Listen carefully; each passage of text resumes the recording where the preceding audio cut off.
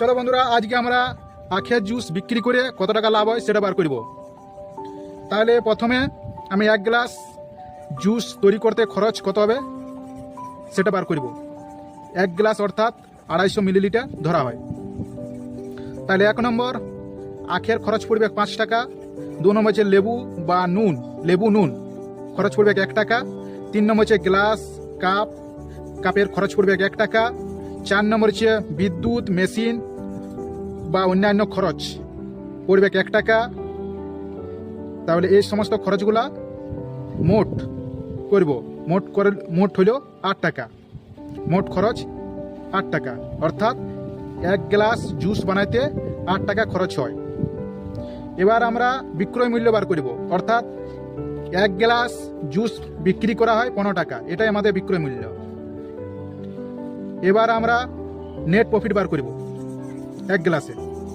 তাহলে বিক্রয় মূল্য থেকে খরচা বাদ দিলেই নেট প্রফিট বার হবে।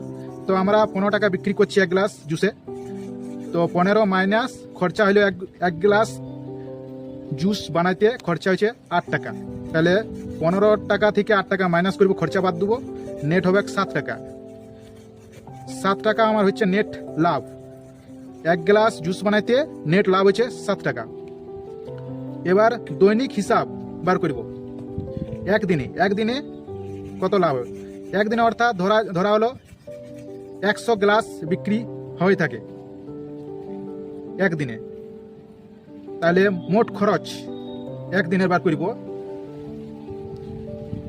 তাহলে 1 গ্লাসে খরচটা বার করেছি 8 টাকা, তাহলে 100 গ্লাসে বার করব।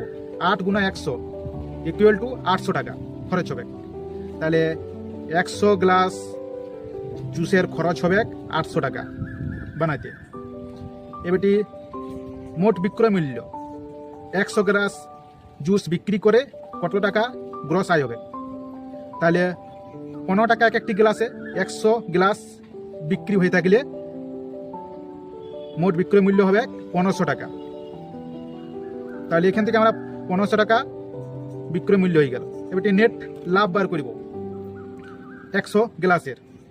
তাহলে বিক্রয় মূল্য 1500 টাকা হয়েছে, 1500 টাকা টোটাল। 1500 টাকা থেকে মাইনাস খরচা বাদ দেবো 800 টাকা। তাহলে নেট 700 টাকা বাঁচবে, এটা নেট লাভ। দৈনিক একদিনে 100 গ্লাস বিক্রি হয়ে থাকলে নেট লাভ হবে 700 টাকা। এবারে মাসিক লাভ বার করব। এখান থেকে 1 মাসের লাভ বার করব 30 দিনে, অর্থাৎ 30 দিনের হিসাব বার করব। 30 দিনে কত লাভ হচ্ছে। তাহলে একদিনের